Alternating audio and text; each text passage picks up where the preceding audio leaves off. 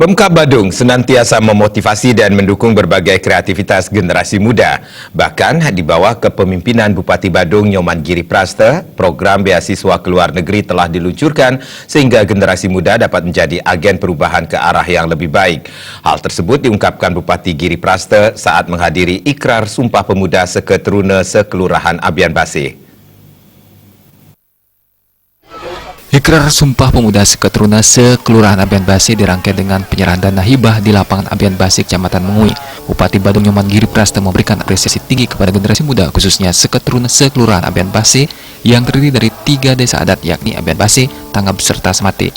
Perayaan ini patut dicontoh dan dilakukan oleh generasi muda sesuai dengan pendiri bangsa sekaligus proklamator bangsa Indonesia Insinyur Soekarno, yaitu berikan saya 10 pemuda, saya akan guncang dunia. Generasi muda sebagai generasi penerus bangsa dapat pembangunan luar biasa. Maka ke depan saya harus melakukan evaluasi. Kalau ini berjalan dengan baik, ini berdampak positif terhadap generasi muda, sudah barang tentu kita akan given dari pemerintah.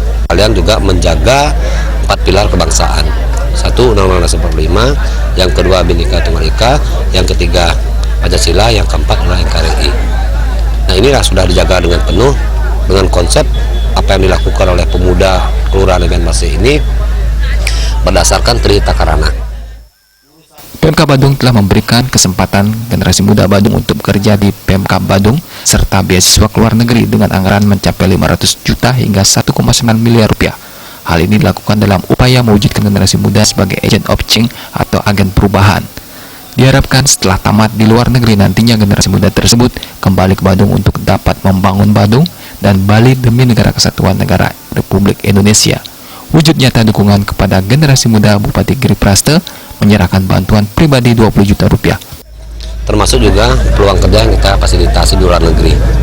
Kami selalu melakukan telekonferensi kepada para tenaga kerja yang kita tugaskan di luar negeri, baik itu di Jepang maupun di Thailand, sehingga kita akan tahu bagaimana keberadaan saya punya anak-anak yang dari luar negeri. Sehingga ke depan setelah 3 tahun dia berada di situ, kita akan tarik lagi kembali untuk bagaimana membangun Kabupaten Badung dengan baik dan benar sesuai dengan sumber daya manusia yang dimiliki di luar negeri. Bendesa adat Abian Basih sekaligus Wakil Ketua DPRD Badung Made Sunarte selain menyatakan terima kasih atas kehadiran dan bantuan hibah yang telah digelontorkan Bupati Badung Nyoman Giri Praste di Desa Adat Abian Basih, ia juga menyatakan rasa bangganya dan apresiasi dilaksanakannya peringatan Sumpah Pemuda karena baru pertama kali dilaksanakan. Momentum ini merupakan ajang bersatu pemuda dan membangkitkan rasa persatuan dan kesatuan serta kebersamaan yang telah terjalin.